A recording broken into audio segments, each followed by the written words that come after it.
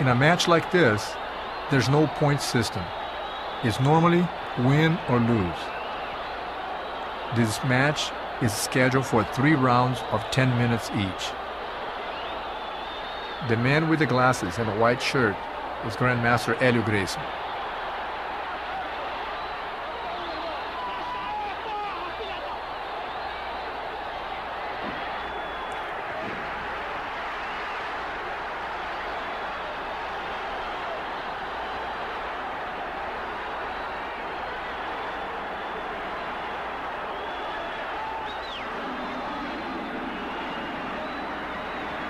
If you have to fight an opponent who is bigger and stronger than you, it is not a good idea to try to exchange punches with him. Our objective is not to give the other fighter the distance he needs to hit. You want to stay too far or too close. A hit from somebody like that is the last thing you want. The jumping around you see is in hopes to disguise his approach. Due to the big weight difference, it might be difficult to flip the opponent. One has to wait for the right moment.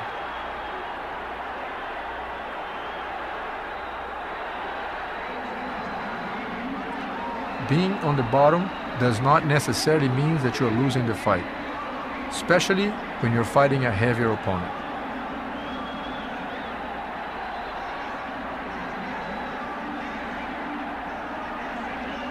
You may have to wait for a while for the right opportunity to turn things around. Jiu-Jitsu techniques will give you the elements to wait for that opportunity.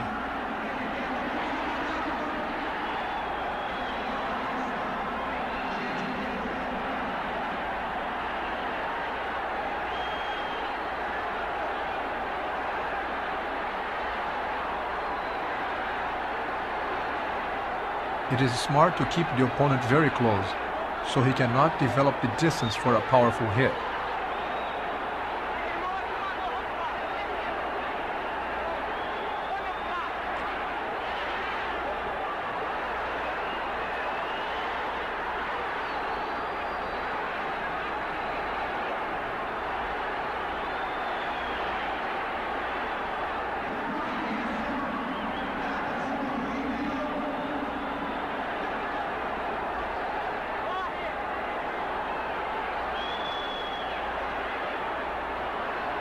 Strikes to the kidneys can be very effective on the long run.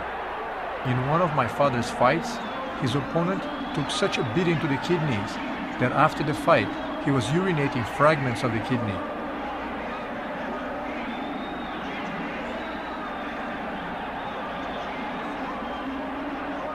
Remember that in reality, it is much more difficult than you realize to use fancy kicks and those supposedly deadly punches, especially when you're dealing with someone as strong as this man. There's a good chance they might not work.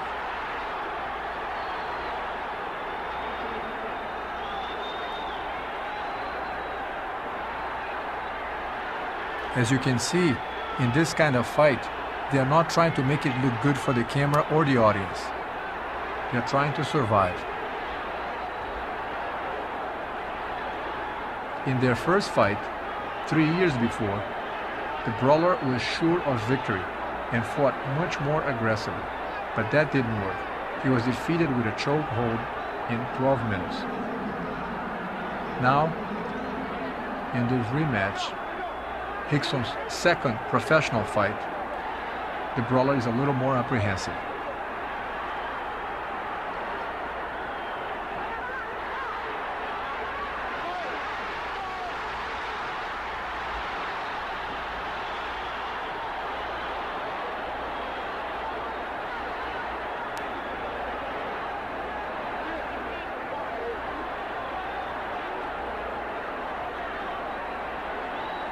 The difference between the Jiu-Jitsu taught at the Gracie Academy and all the other martial arts styles, including other styles of Jiu-Jitsu, is that the evolutionary process of our teaching methods is the result of extensive research by Grandmaster Rei Gracie.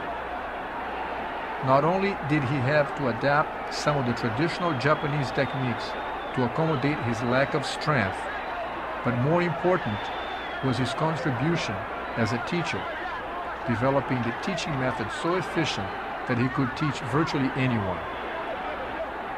The Gracie Jiu-Jitsu Academy in Torrance, California, is the only organization that upholds those teaching standards and is endorsed by my father, Hélio Gracie.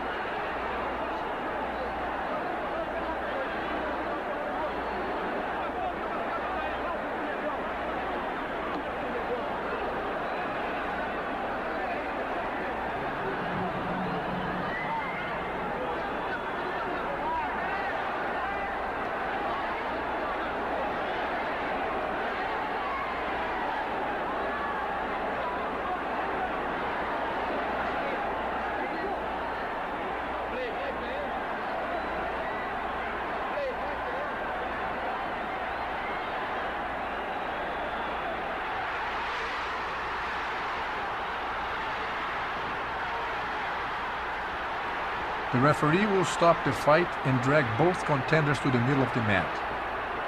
But notice that the brawler is going to sneak in a punch during the break. The referee will call his attention, but since this is not a point system fight, there's nothing he can do about it. He can't disqualify the brawler for that.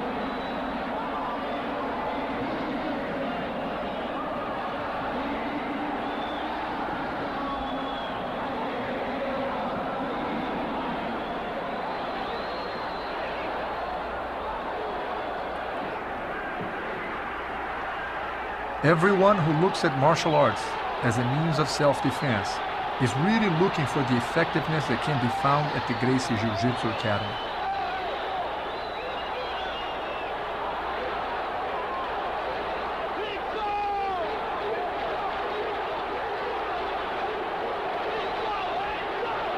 The brawler now is trying to apply the same choke as he did on the boxer in the previous fight, but the Gracie brother knows better and avoids that.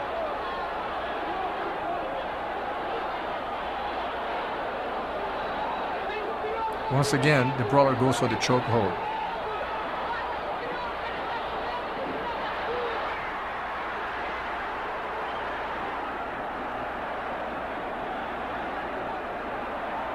Once again, the Gracie brother prevents him from succeeding.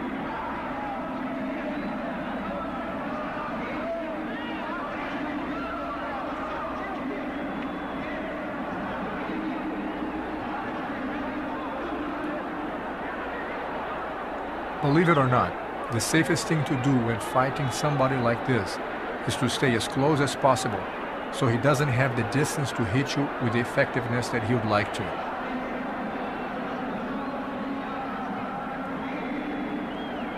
Knowing the proper techniques of Jiu-Jitsu gives you the confidence to lunge in.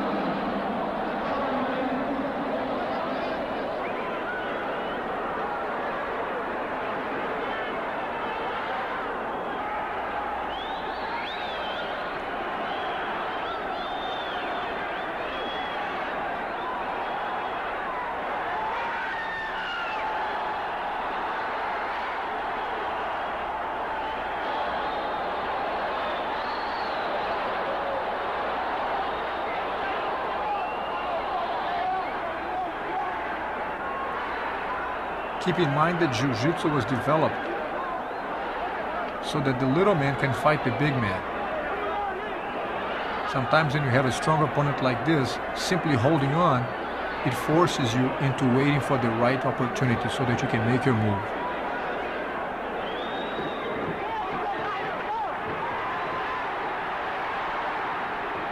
That is the end of the first round.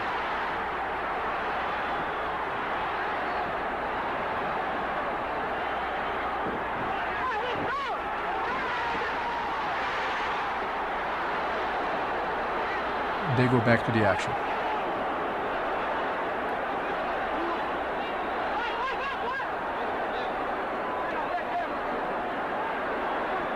The big man now is trying some intimidation techniques.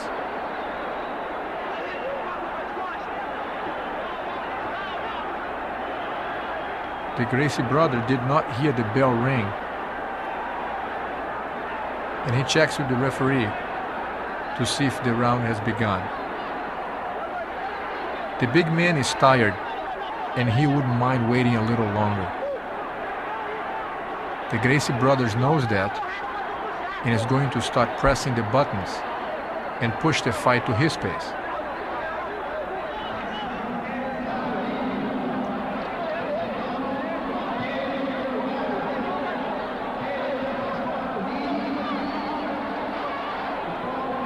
As they fall down, the brawler almost accomplishes a crucial top position, but proper leg work prevents it.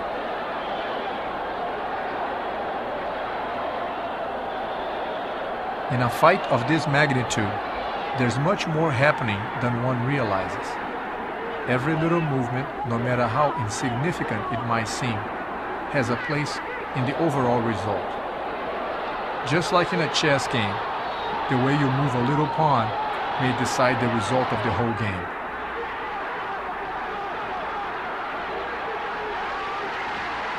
You can actually feel your opponent's thoughts. It is important that you don't think they are just holding on to each other.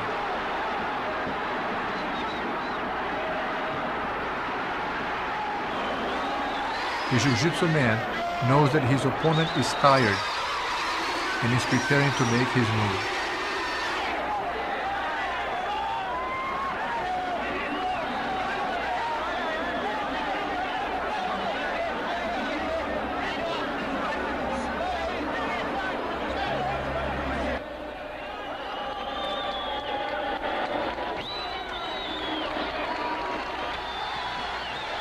He works his way around the back of his opponent.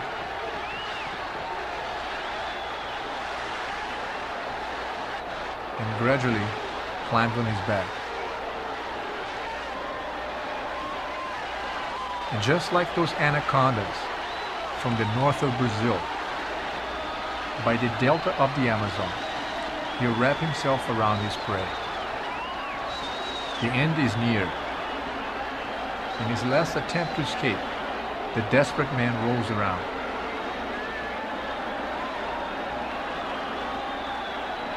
He even tries eye gouging, but with the squeeze on the neck, the wild man taps out, and the tradition of the Gracie Jiu-Jitsu Academy lives on.